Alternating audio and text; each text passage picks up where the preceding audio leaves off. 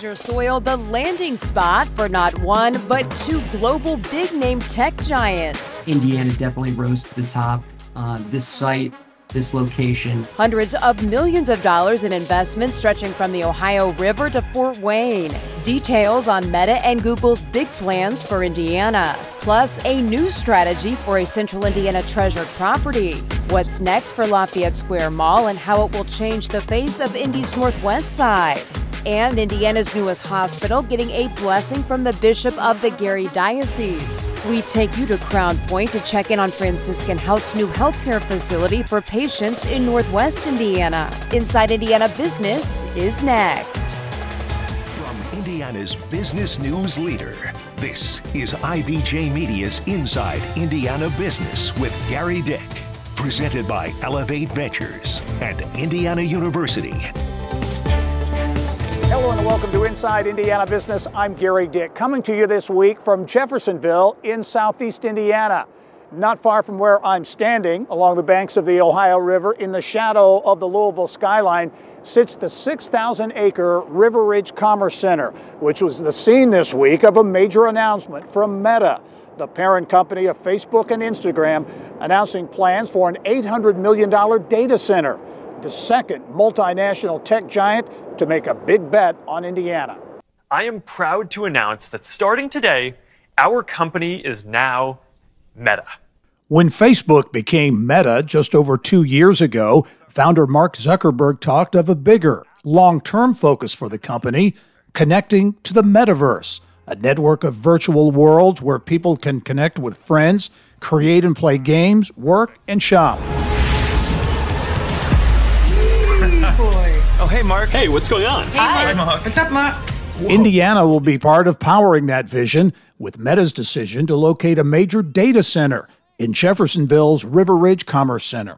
We anticipate spending approximately $800 million in the construction of the facility. This is going to be a very large facility. It's about 700,000 square feet is what we're planning for. It's going to be part of our global infrastructure that allows us to connect billions of people across the world, across multiple apps, Instagram, Facebook, WhatsApp, MetaQuest, Threads, the list goes on and on. And, you know, what it has enabled us to do that are our amazing partners in Jeffersonville. More than 1,200 workers are expected to be on this 600-acre site to build the data center. And once complete, there is anticipation of a spin-off effect. We have seen circumstances in the past where suppliers, vendors, etc., will locate nearby in order to serve this type of activity. And you know, there is somewhat of a follow the leader effect as well. When Meta locates in an area, it's not shocking to see other large hyperscale data centers follow suit. So we had started out with a total of 6,000 acres. Right. And well, you can see here. For River Ridge Development Authority Executive Director Gerry, the Meta deal represents a turning point for a development that has been more than 2 decades in the making. If you're going to land, you know, a high-tech company, I would say this will be one of the premier ones that you would like to have in your backyard. So, you know, we would anticipate potentially suppliers and contractors and other potential, you know, providers, similar type providers that would tend to look at. We'll get more looks, I can assure you of that. AC says in addition to location, infrastructure, and an abundant water supply, a bill creating tax exemptions for big data center projects passed about 5 years ago by the Indiana General Assembly was a critical factor. Obviously, it's very important. Otherwise, we probably wouldn't be standing here today because that was one of the must-haves. We feel like probably we would not have too many subsequent visits as a result of if that had not happened when it did. Well, in addition to a change in state law, local officials say access to Louisville International Airport also played a role in Meta's decision. As mentioned earlier, Meta, not the only multinational corporation making a big bet with a data center in Indiana. Google was recently identified as the global company planning to build an $845 million data center in southeast Fort Wayne. The city first announced the project in October, but did not identify Google as the company. The data center campus expected to have up to 12 new buildings, and the $800 million plus investment is expected to grow into the billions of dollars over the next decade. No timeline yet on when construction might begin. Well, coming up next, a new vision for the first enclosed shopping mall in Indianapolis. What's next for Lafayette Square and the surrounding neighborhood, a potential game changer for the near Northwest Side.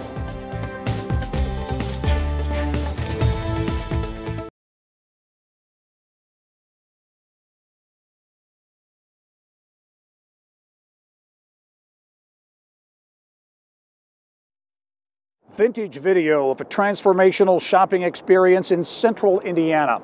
Lafayette Square, the first enclosed mall to open in Indianapolis back in 1968, a Northwest Side staple that fell on hard times in recent years, about to evolve into its next life, with the nearby neighborhood a central part of the plan. For more on what might be next with Lafayette Square and other business news making headlines around Indiana, let's send it back to Indianapolis on our new studio home at Fox 59 and Mary Rachel Redmond with more. Mary Rachel.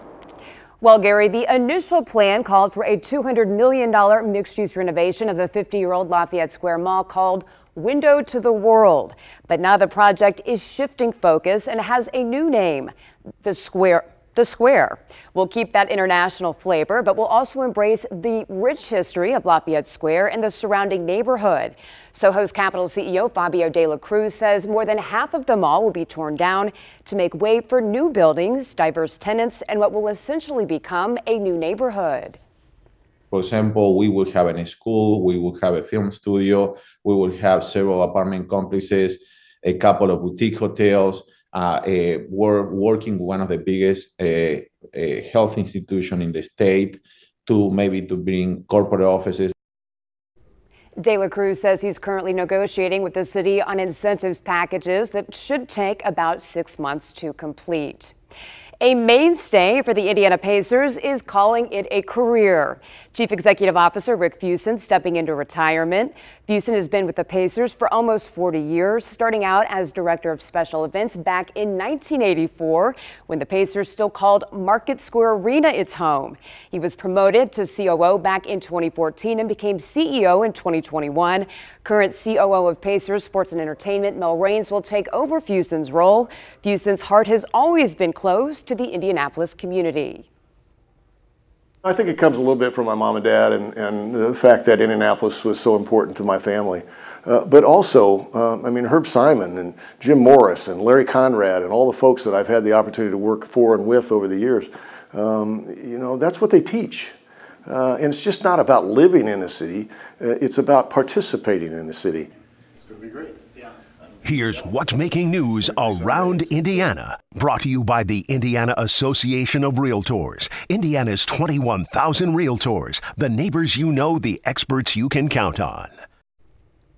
Well, topping this week's business news making headlines around Indiana, the U.S. Air Force's new advanced trainer plane getting another dose of Indiana innovation.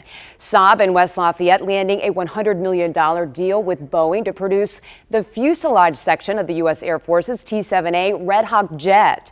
Workers will make this section of the Red Hawk and ship it to Boeing plant in St. Louis. Saab opened its $37 million facility at Purdue's Discovery Park in 2021 and expects to hire 300 workers within the next 3 years. And all in the family business story unfolding in the southwest part of the state. Inside Indiana business host Gerry Dick with the latest moves at Atlas Van Lines in Vanderburgh County. Sudeth Moving, a company based out of Jacksonville, Florida, is returning to the fold at Evansville-based Atlas Vans. Sudeth, part of Atlas World Group from 1950 through the early 80s, will once again be operating under the Atlas umbrella. It's a big move for the bottom line for Atlas. Sudeth, an $800 million global company servicing 180 countries. A new deal made in Indiana innovation tool for first responders across the country. West Lafayette-based Uniform Sierra Aerospace now selling its drone design to help law enforcement in indoor and outdoor search and rescue cases. Uniform Sierra Aerospace launching its unmanned aircraft system The Pan, the drone, this week, it's similar to the company's Arrowhead drone, which we see here. The Panther can fly in higher winds than any other unmanned drone and can also maneuver through rain and snow. Next, a major health milestone in Northwest Indiana. The city of Crown Point opening a brand new state-of-the-art hospital, what it means for patients, and the economic impact on Lake County when we come back. Just 3 weeks until Indianapolis rolls out the red carpet to host the NBA All-Star Game. The IBJ continuing its special coverage of this weekend. This week with a look at the Nimble Foundation's plans to create a tech and entertainment hub downtown. Learn more about the Black Future House in this week's IBJ. And if you're looking for a great way to tip off the 2024 NBA All-Star Weekend in Indy, the Economic Club of Indiana Luncheon, sponsored by IBJ Media, is the perfect place. It's February 15th at the Indiana Convention Center. I'll be interviewing NBA Commissioner Adam Silver on stage. Reserve your ticket for a table for 8 now at economicclubofindiana.com.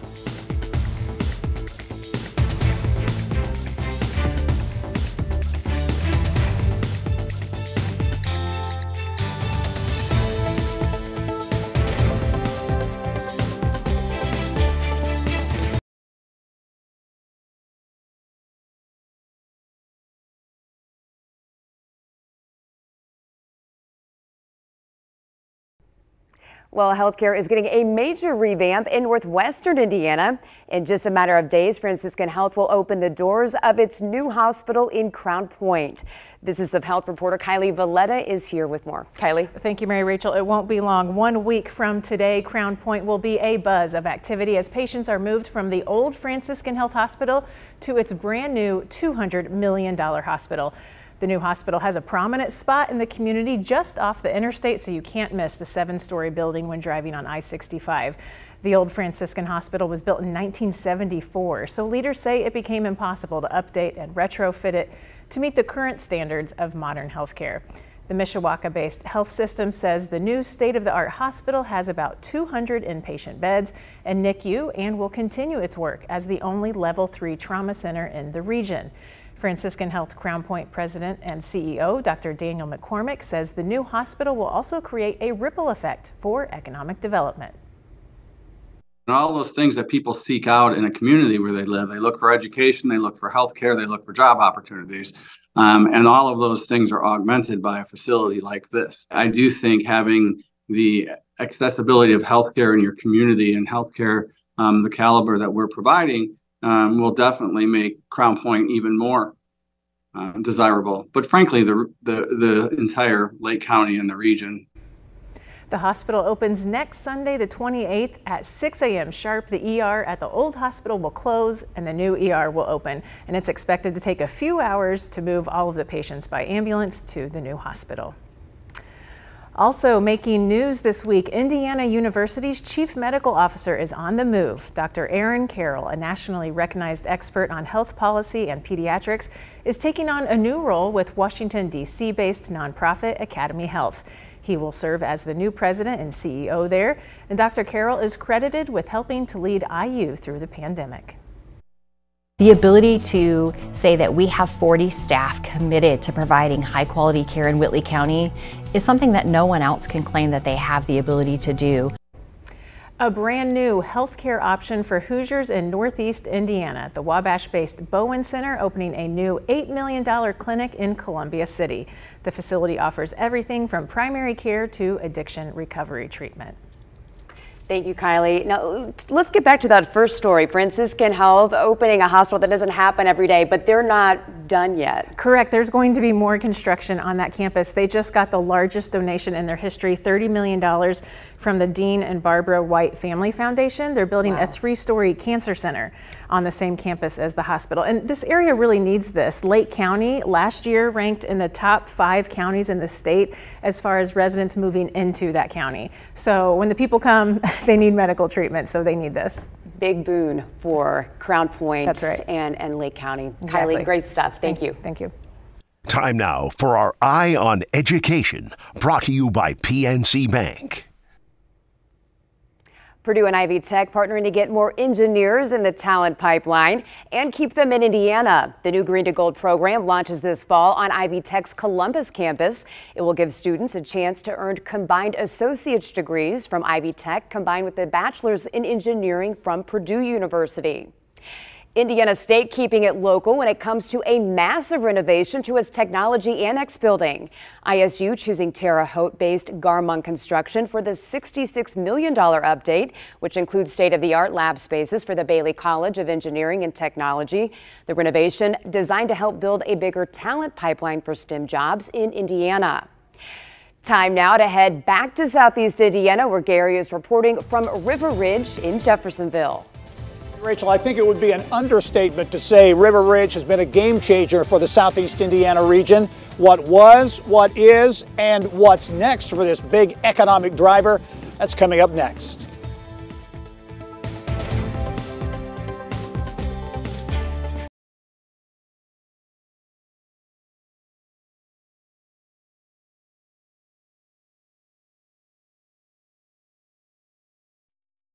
Welcome back to the River Ridge Commerce Center in Southeast Indiana.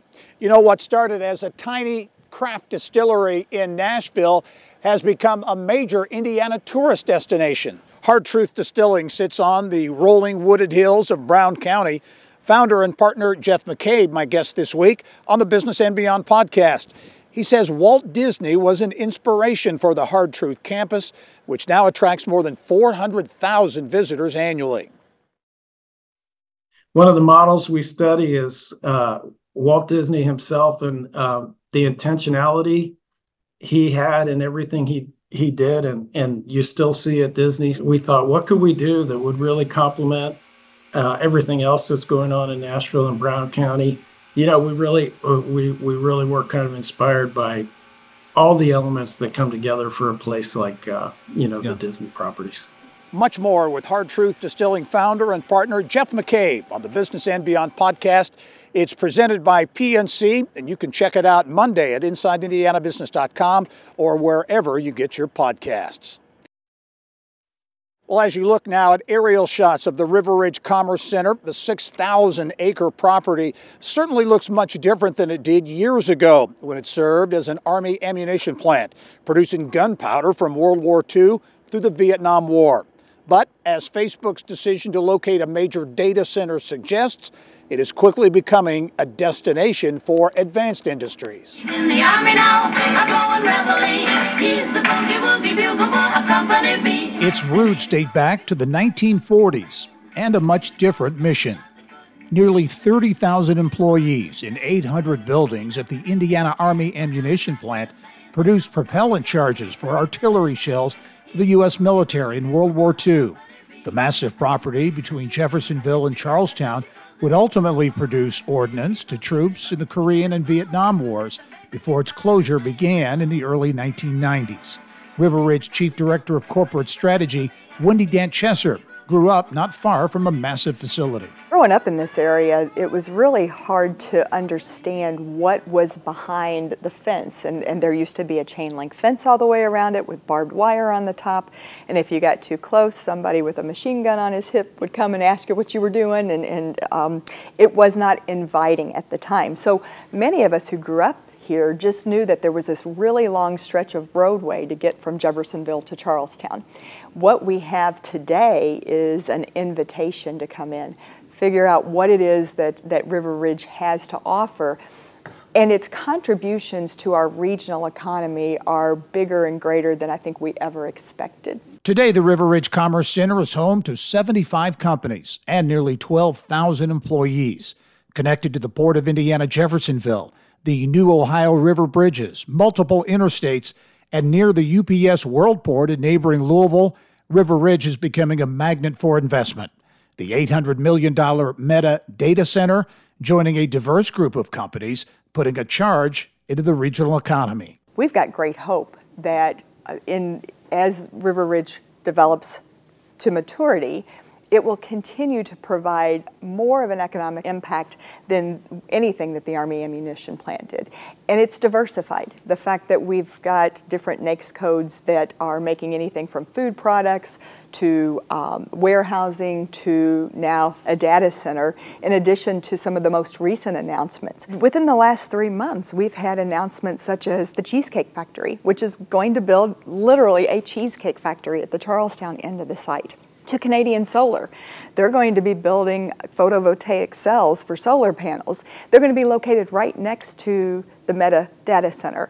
And so we're seeing some tremendous changes in a short amount of time in this wonderful resource that is going to really provide an economic engine for all of this portion of Indiana and portions of Kentucky as well. Certainly a major transformation here in Southeast Indiana.